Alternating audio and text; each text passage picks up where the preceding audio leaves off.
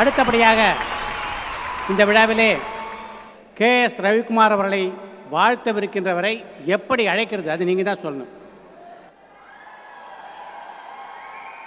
விஸ்வரூப நாயகன் என்று அழைக்கலாமா, பத்மஸ்ரீ கமல்ஹாசன் என்று அழைக்கலாமா, டாக்டர் என்று அழைக்கலாமா, உலக நாயகன் என்று அழைக்கலாம். இந்த பட்டங்களை எல்லாம் தாண்டி இன்று இயக்கத்திலும் நடிப்பிலும் இரட்டை சாதனை புரிந்து கொண்டிருக்கின்ற எனது இனிய நண்பர் திரு கமல்ஹாசன் அவர்களை கே.எஸ். ரவிக்குமார் அவர்களை வாழ்த்தி பேச அன்போடு அழைக்கிறேன்.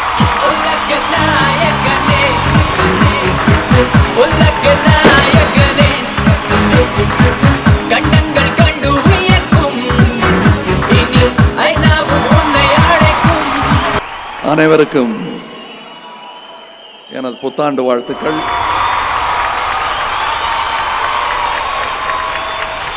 இதே மேடையில் பலமுறை திரு கே.எஸ். ரவிக்குமார் அவர்களை நான் வாழ்த்தியிருக்கிறேன். ஒவ்வொரு வெற்றி விழாவின் போதும் ஷூட்டிங்கின் போதும் இந்த படம் வெற்றி அடையும் இதே மேடையில் டான்ஸ் ஆடிட்டு இருக்கும்போது கண்டிப்பாக ஹிட்டு தான் சார் இந்த படம் என்றெல்லாம் பேசி கொண்டிருந்திருக்கிறோம். இந்த விழாவிற்கு என்னை பொறுத்தவரை வித்திட்டவர் எனக்கு தெரிஞ்ச எங்கள் 2 பேர் உறவுக்கும் காரணமானவர் திரு ஏவிஎம் சரவணன் அவர்கள். அதை இங்கே சொல்லி ஆகணும், உங்களுக்கு ஞாபகம் இருக்குன்னு நினைக்கிறேன். ஒரு நாளைக்கு ரூமில் வந்தப்போ இவரை பார்த்துக்கிட்டிங்கல்ல, உங்களுக்கு நல்லா பொருந்தும், உங்களுக்கு ரொம்ப பிடிச்சி போய்டுன்னாரு. அதுக்கப்புறமா தான் சொல்கிறாரு யாருன்னு. இல்லை அவர் எதையும் அந்த மாதிரிலாம் யாரையும் அந்த மாதிரி சிபாரிசு பண்ண மாட்டார். இவர் நல்லவர், இன்ட்ரடியூஸ் பண்ணி வைப்பார். அந்த பொறுப்பெல்லாம் அவர் எடுத்துக்க மாட்டார். ஏன்னா அது எப்படி யோகமோ இந்த சினிமா துறையில்ங்கிறதுல ரொம்ப அவர் கண்டிப்பாக இது சரியாக வரும்னு சொல்லிட்டு இன்னொரு உதாரணம் சொன்னார். எனக்கு ரொம்ப ஆச்சரியமாகவும் அதீதமாகவும் தென்பட்டது. நம்ம எஸ்பிஎம் மாதிரி அப்படின்னாரு. அந்த மாதிரி இருக்கிறது கஷ்டம், அது மாதிரிலாம் இருக்க முடியாதுன்றது எங்களுக்கெல்லாம் எண்ணம். ஆனால் அப்படியும் ஒருவர் இருக்க முடியும், அடுத்த சந்ததியில் அப்படி ஒருவர் இருக்க முடியும் என்பதற்கு ஒரு உதாரணம்.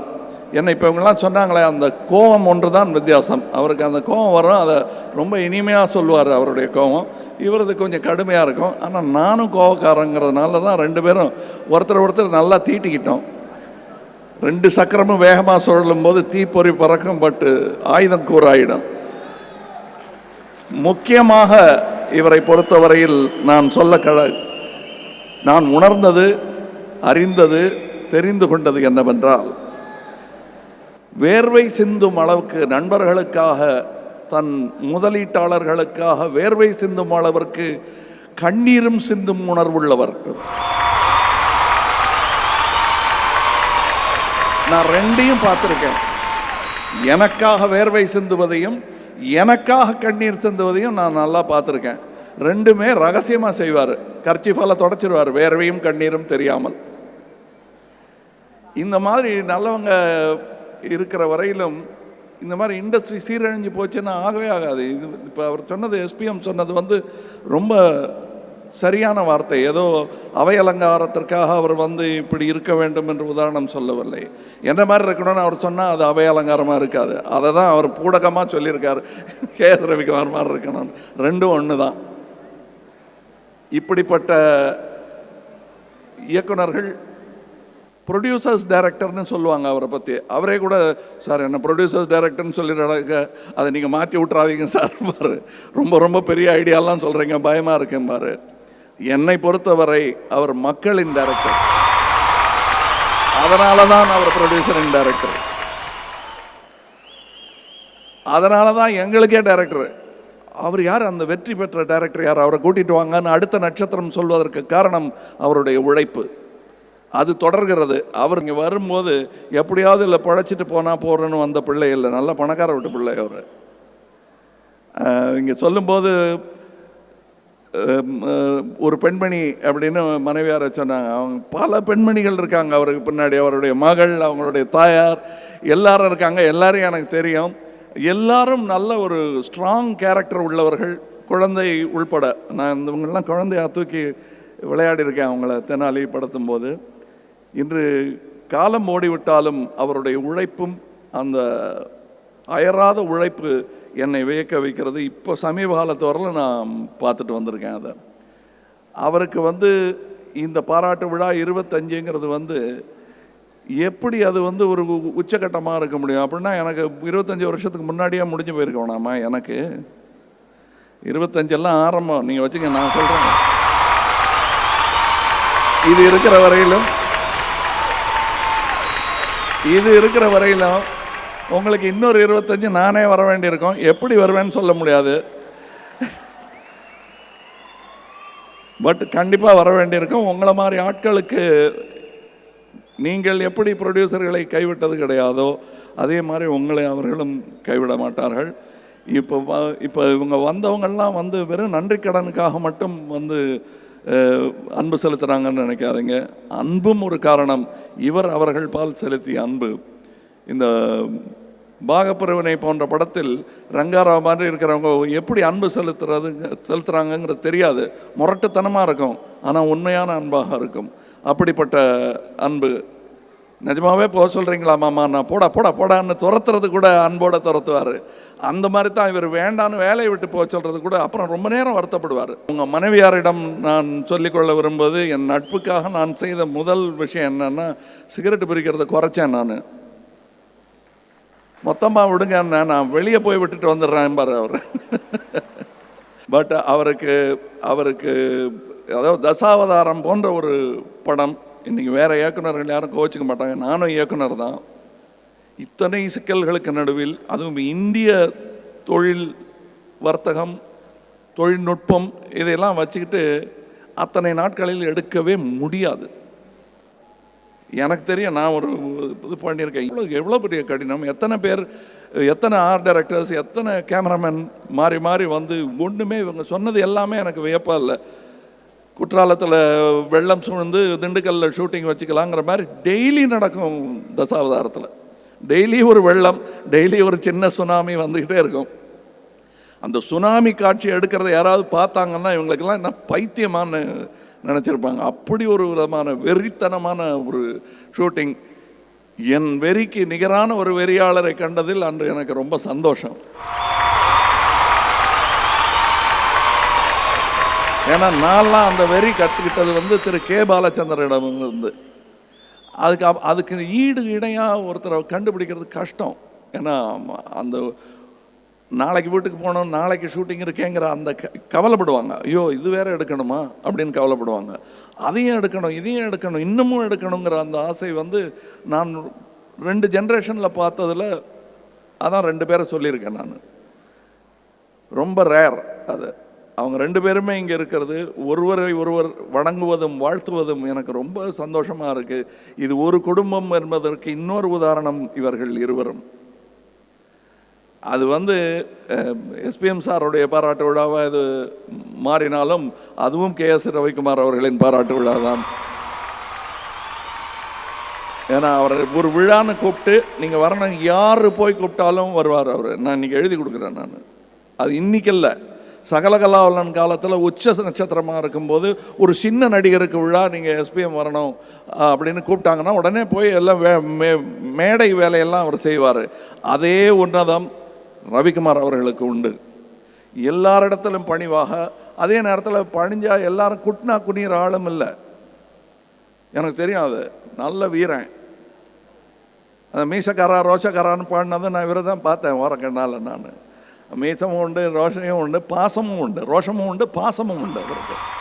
அதனால தான் நான் இங்கே வந்திருக்கிறேன். இவருக்கு ஒரு விழா என்று சொல்லும் பொழுது அப்படியா விழாவா, எங்கே இவ்வளோ தூரம் போகணுமேங்கிறதெல்லாம் தோணவே இல்லை. ரவிக்குமாரும் அவருடன் உழைத்த அந்த நேரங்களும் ஞாபகம் வந்தது. இங்கு நான் இருக்கிறேன்.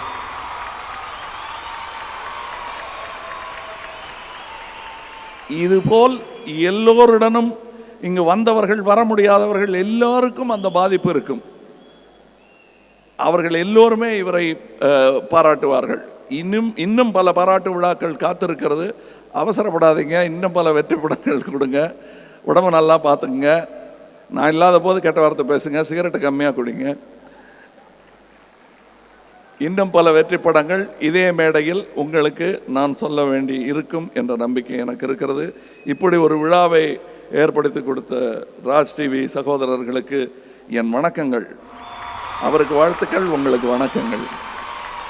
ஏனென்றால் இது ஒரு இயக்குனருக்கு அவர் சொன்னது போல ஸ்டார் நைட் இல்லாமல் ஒரு டைரக்டருக்கு நைட் என்பதை ஆரம்பித்து வைத்தவர்கள் ஸ்ரீதர் அவர்களும் பாலச்சந்தர் அவர்களும் தான். அதை அந்த மாதிரி டைரக்டருக்குன்னு ஒரு உன்னதத்தை கொண்டு வந்தார்கள். அதன் தொடர்ச்சியாக இங்கே நடந்து கொண்டிருக்கிறது இந்த விழாக்கள். அந்த விழாக்களில் மட்டுமல்ல, அந்த பெருங்கூட்டத்திலும் நான் ஒருவனாக இன்று சேர்ந்திருக்கிறேன். நானும் டைரக்டர் தான், அதனால் இந்த பெருமை எனக்கு. நன்றி, வணக்கம். என்னை அழைத்ததற்கும் இந்த அத்தனை பொன்னாடைகளும் எனக்கும் விழுந்ததாக நான் நினைத்துக் கொள்கிறேன். அத்தனை பாசமும் தோழமையும் எனக்கு இவரிடத்தில் உண்டு. வணக்கம். ராஜ் டிவி குழுமத்தினுடைய தலைவர் திரு ராஜேந்திரன் அவர்களையும், திரு ராஜரத்னம் அவர்களையும், திரு ரவீந்திரன் அவர்களையும், திரு ரகுநாதன் அவர்களையும் மேடைக்கு வருமாறு அன்புடன் அழைக்கிறேன்.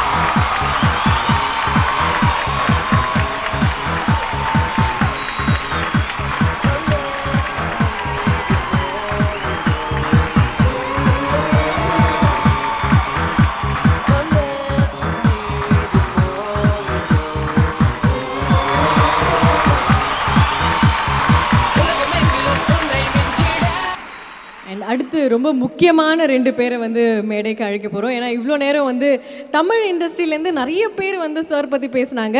பட் வீட்டுக்குள்ளே அவர் எப்படி அப்படின்னு நம்ம பேசி ஆகணும் இல்லையா? ஸோ குடும்ப இண்டஸ்ட்ரியிலேருந்து மிஸ்ஸஸ் ரவிக்குமார் கற்பகம் மேடம் ஸ்டேஜுக்கு கண்டிப்பாக வந்து பேசுவாங்க. அண்ட் அஃப்கோர்ஸ் பக்கத்தில் டாக்டர் நீங்களும் வந்தாகணும், 2 பேரும் சேர்ந்து வரணும்.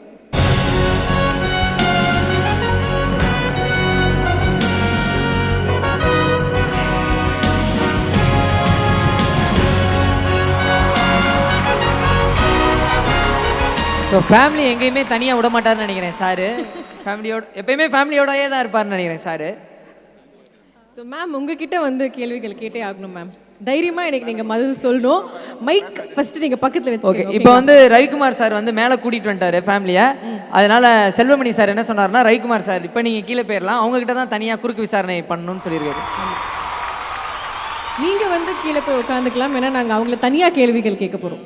ஃபஸ்ட்டு இப்போது இங்கே வந்து அசிஸ்டன்ட் டைரக்டர்ஸ் எல்லாரும் வந்து வைஃபை விட நாங்கள் தான் நிறைய டைம் ஸ்பெண்ட் பண்ணியிருக்கோம்லாம் சொல்கிறாங்களே, இதை பற்றி உங்களோட கருத்து என்ன மேம்? அனைவருக்கும் வணக்கம்.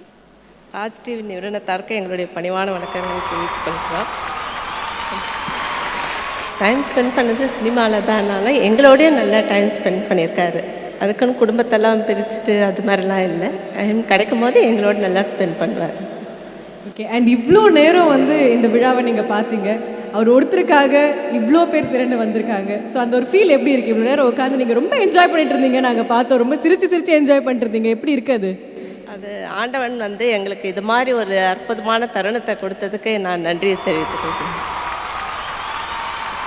மேம், சார் வந்து ஹீரோயினோடலாம் ஃபோன்லலாம் பேசுவாங்கல்ல ஷூட்டிங் சம்மந்தமாக. அப்படி ஹீரோயினோடலாம் ஃபோன்லலாம் பேசும்போது நீங்கள் என்ன மேம் சொல்லுவீங்க?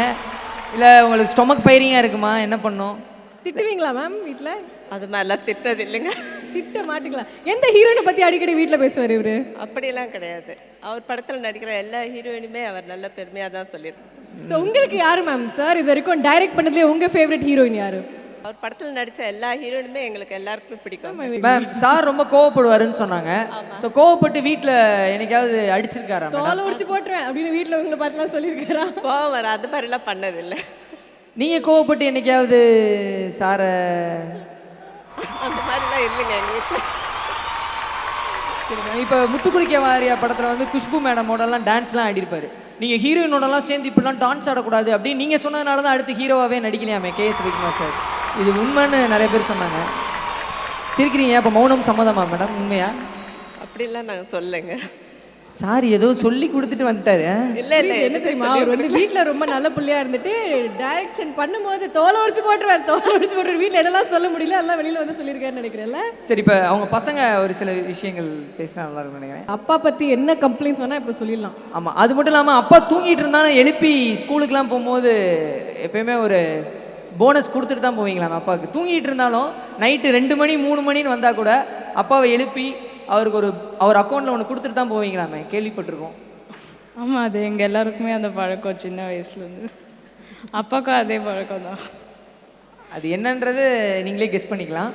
அதுக்கப்புறம் இப்போ நீங்கள் ஸ்கூல்லாம் படிக்கும் போது நாங்கள் யார் தெரியும்ல, கேஎஸ் ரவிக்குமார் சாரோட பொண்ணுங்க தெரியல அப்படிலாம் போய் பந்தாலாம் பண்ணியிருக்கீங்களா? சும்மா ஜாலிக்கு, அதாவது அப்படிலாம் இல்லை, நாங்கள் ரொம்ப நல்ல அதெல்லாம் வேணாம், உண்மையை சொல்லுங்கள்.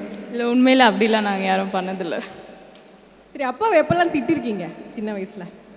அவர் நம்ம கூட டைமே ஸ்பெண்ட் பண்ண மாட்டேங்கிறாரு, எப்போ பாரு ஷூட்டிங்னு போறாரு அப்படின்னு சொல்லி டைமும் ஸ்பெண்ட் பண்ண மாட்டாரு, மணியும் ஸ்பெண்ட் பண்ண மாட்டாரு, அந்த மாதிரி ஏதாவது இருக்காது? இல்லை இல்லை, அவர் ஷூட்டிங்கில் இருக்கும்போதே எங்கள் கூட டைம் ஸ்பெண்ட் பண்ணியிருக்காரு. அவர் எங்கேயாவது வெக்கேஷன்லாம் போனால் கூட வந்து ஹில் டேக்கர்ஸ் வித் ஷூட்டிங்லாம் போனால் கூட. ஸோ அதனால் டைம் ஸ்பெண்ட் பண்ணலன்னே சொல்ல மாட்டோம். சரி, அந்த குட்டி பொண்ணுகிட்ட கேட்டால் கரெக்டாக இருக்கும்னு நினைக்கிறேன். அவங்க தான் இல்லை உண்மையை சொல்லுவாங்கன்னு நினைக்கிறேன். ஆஸ் அ ஃபாதர் நீங்கள் சொல்லுங்கள், ஸ்ட்ரிக்ட் ஃபாதர் அப்பா இல்லை ரொம்ப ஜாலி ஃபாதரா? இந்த வெளியில் இப்போ நான் பார்ட்டி போயிட்டு வரேன் அப்படின்னால ஏய் தோல் உடச்சு போடுற, வீட்டில் ஒழுங்காக உட்கார் அப்படின்னு சொல்கிற ஃபாதரா இல்லை என்ன மாதிரி டாடி இவர்? Jolly father. ஜாலி ஃபாதர், திட்டவே மாட்டார். எங்கள் மேலே கோவம் வந்தால் கூட அதை காமிச்சிக்க மாட்டார். எக்ஸாமில் 5 மார்க் 10 மார்க் கொஸ்டின் கேட்டால் கூட 1 மார்க் ஆன்சர் தான் வரும்னு நினைக்கிறேன். ஃபேமிலியிலேருந்து நடுவில் இருக்கவங்க பேசவே இல்லை, அவங்களுக்கு தான் நிறைய கம்ப்ளைண்ட்ஸ் இருக்குன்றேம்மா. ஏதாவது ஒரு உண்மையாவது சொல்லுமா? அப்போ தான் நாங்களும் எவ்வளோ கஷ்டப்பட்டு கேள்வி கேட்டுட்டு இருக்கோம், ஒரு பதில் கூட சொல்ல மாட்டேங்கிறீங்களே யாரும். இல்லை, இவங்க சொன்னது எல்லாமே உண்மைதான். No one light. And I just want to take this moment to say that I am the proudest daughter in the world. Very sweet. I'm really proud of you. Anyway, but thank you so much. ரொம்ப நன்றி. You look lovely as a family on stage. ரொம்ப சந்தோஷமா இருக்கு இப்படி பார்க்கிறதுக்கு. Thank you so much for coming upstairs. Sir, நீங்க திருப்பி போயிடலாம்.